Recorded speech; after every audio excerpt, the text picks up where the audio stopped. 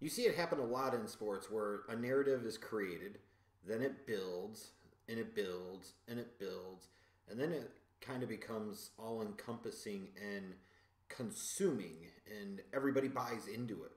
And specifically, what I'm referencing is this whole narrative that Danny Ainge just wants to sit there and acquire draft picks and acquire draft picks, and that's all he wants to do. He's afraid to trade for all stars, and he doesn't know what the hell he's doing. He's been a bad drafter and all of this.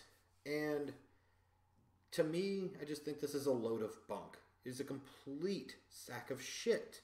I don't know where the hell people get this from. Why does Danny Ainge suck? Because if I look at the history of his time running the Boston Celtics, it would clearly indicate anything other than suckage factor. First, this whole narrative that he's afraid to trade for a star.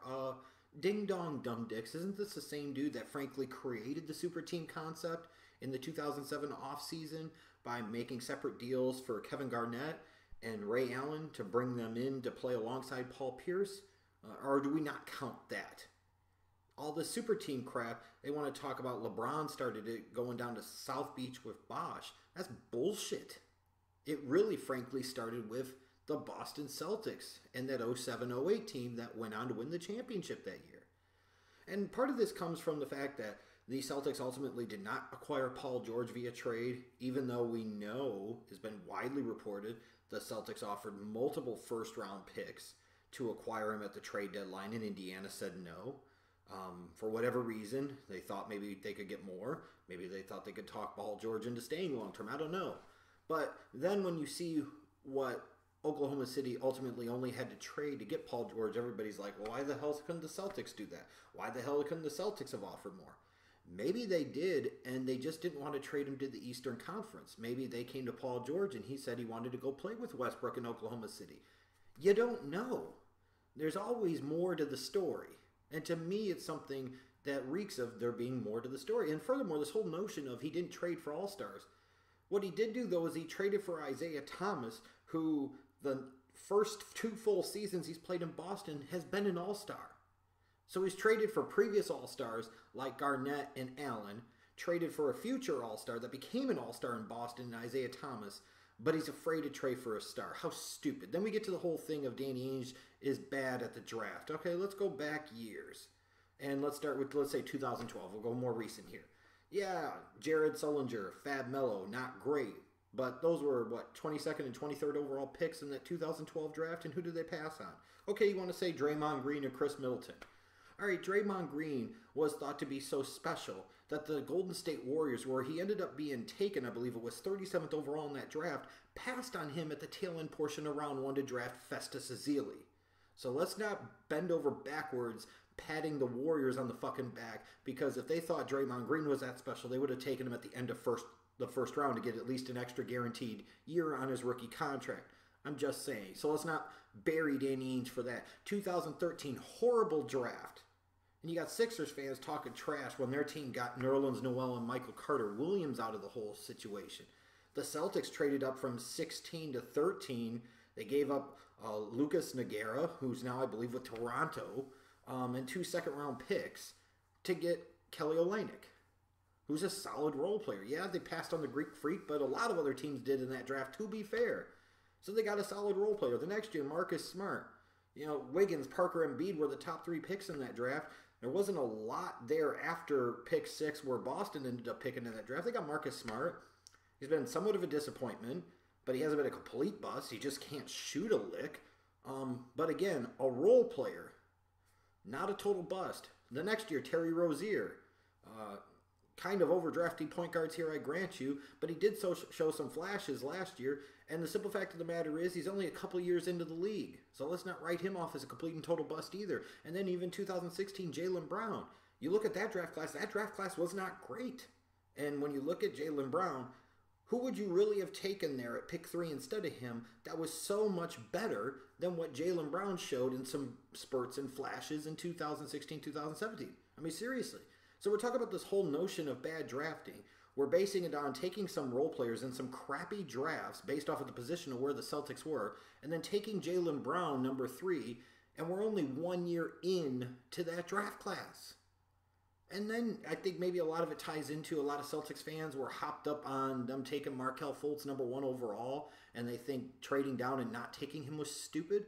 Well, newsflash, draft currency is important, especially in this era of the NBA with the salary cap climate where you pay average players $20+ million a year and star players $30 million a year and all-star, all-NBA type players $40+ million per year. To be able to get young players for 2, 3, 4 years of their career at only a couple of $1 million, eventually more teams are going to turn to that because it's going to become a necessary evil in the NBA climate that we have.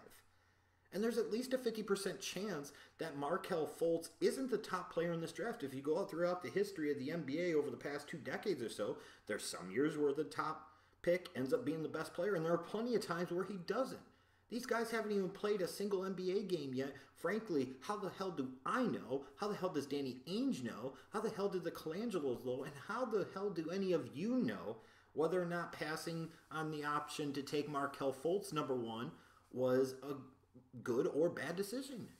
And then looking at the fact that just to move back 2 spots, they're going to get either a pick 2 through 5 next year from the Lakers or very possibly a lottery pick from the Sacramento Kings in 2019 because of moving back 2 spots. We praise other GMs that they make this type of move, and God knows if Sam Hinkie was still fucking around as the general manager of the Philadelphia 76ers, everybody would be talking about trust the process, and rushing out to buy their Jason Tatum jerseys. But Danny Ainge, who's actually won a fucking NBA title as a general manager, is a clown for doing this. I don't get it. You look at the last 2 off seasons. He was able to sign Al Horford, who was a target of his, and now we find out he was able to sign Gordon Hayward. Still, both of them to much less money than what the Clippers freaking paid to somebody like a Blake freaking Griffin. Then you look at other contracts in recent years. Signing Jay Crowder at 5 years, $35 million, something I once bashed that now looks like genius because of how much the total amount of the NBA salary cap increased over the past 2 years. Avery Bradley, 4 years, $32 million. Deal I bashed before that looks phenomenal now.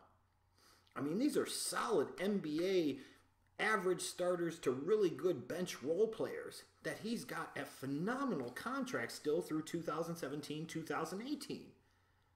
But this guy doesn't know what the hell he's doing. And then when you look at future drafts, he's got Brooklyn's first-round pick in 2018 that could potentially be #1 overall, or at least top 3, if not top 5. Either a 2019 or 2019 potential first-round pick from the Los Angeles Clippers, a 2019 first-round pick potentially from the Memphis Grizzlies. So he's got several future potential decent picks to come. I mean, I don't get it. We're talking about how this guy is bad at drafting, but we're basing that off of the fact he didn't take Markelle Fultz, who hasn't played a single NBA game, who, to me, there was doubt about whether or not he was the best player in this draft or not. Jaylen Brown, who's only had 1 year in the NBA, and other weak drafts where the Celtics weren't picking at a marquee draft slot, and they got a couple of role players, but he's horrible at drafting? I don't fucking get it. This whole notion that Danny Ainge sucks, excuse the fuck out of me, but this is the dude that created this super team concept. Not LeBron James, like the people want to sit there and claim. That's not accurate whatsoever, and everybody fucking knows it, so stop pretending like that's the case. He's the one that went out there and traded for Garnett and Ray Allen, did things differently, won an NBA title with that setup the first go-round, then made it back to the NBA Finals 2 years later where they took the Lakers to the limit in game #7. 2 NBA Finals trips and an NBA championship. That indicates, but especially because the guy built the team that way, that he's not an idiot. He knew what the hell he was doing. He fleeced Boston in one of the all-time great one-sided deals, knowing when it was time to move on from Pierce and Garnett. And he robbed Brooklyn. And Brooklyn is still paying the price. And the Boston Celtics are still reaping the benefits from that. I mean, give me a freaking break where they could potentially end up with 2 straight years where they've had a top 3 pick because of that deal. And possibly a third with a top 3 pick. But again, Danny Ainge sucks. He still has, like I mentioned before, all this draft pick currency in future drafts, which is of note, especially in today's NBA salary cap environment, where you can really only afford to pay 2 to 3 studs, and then how do you fill out the rest of your fucking roster, which is something the NBA is going to have to deal with long term. All the while, He built the top seed in the Eastern Conference, a 50-plus win team, around a finesse big man, and in particular a 5'9" point guard as his best player, all the while staying under the salary cap this past season. But again, Danny Ainge doesn't know what the hell he's doing, right? You look at it, it's a young team, and you've got Jaylen Brown going into his second year, Jason Tatum from Duke, who is a very skilled offensive player. He's going to be a rookie. This is a young team that still has upside for growth and improvement, and they were the top seed in the Eastern Conference. This is a guy that went to Butler and got his guy in Brad Stevens. Are you going to tell me that Brad Stevens was a bad hire? So let me get this straight. The guy has won an NBA championship as a general manager, hired one of the best young, exciting coaches in the association, was able to trade basically a bag of dicks to get Isaiah Thomas, who once he came to Boston instantly became a two-time All-Star and was this past season, in my mind, an MVP candidate. The past 2 years has been able to add a big name in free agency without burying his total organization under the luxury tax, and Al Horford and now Gordon Hayward. You've got young potential studs in the mix like Jason Tatum and Jaylen Brown, quality role players like Avery Bradley and Jay Crowder, but this guy doesn't know what the hell he's doing. And then furthermore, to top it all off from an owner's standpoint, if things hold true to form in terms of the cap holds and everything else, and you keep all of those players, the Celtics are still going to be under the luxury tax threshold. This is a guy that's only paying Isaiah Thomas, I think, like $6.5 or $7 million this season. It's not much, whatever the hell it is. But Danny Ainge sucks. And you got people praising guys like Sam fucking Hinkie and Daryl Morey? The hell is wrong with you? If Danny Ainge sucks, then I don't want to know what a good general manager in the NBA looks like. He's got a team that is built potentially to win now, and just as importantly, if not more so, potentially positioned to win for a very, very long time. But because he didn't acquire Paul George or Jimmy Butler, he sucks. Because his team is built around a 5'9" point guard as of right now, he sucks. Because his team can't get by LeBron James, who coasts through the Eastern Conference playoffs every year for the past 7 years, he sucks. Give me a fucking break. Give me a fucking break. Danny Ainge doesn't suck. As I've pointed out here, a lot of the narratives about him and his time as a general manager of the Boston Celtics is very flawed.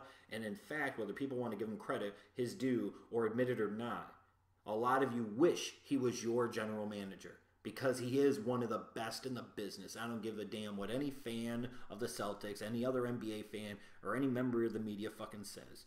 Because if they think Danny Ainge sucks, then they're smoking and they're fucking morons, period.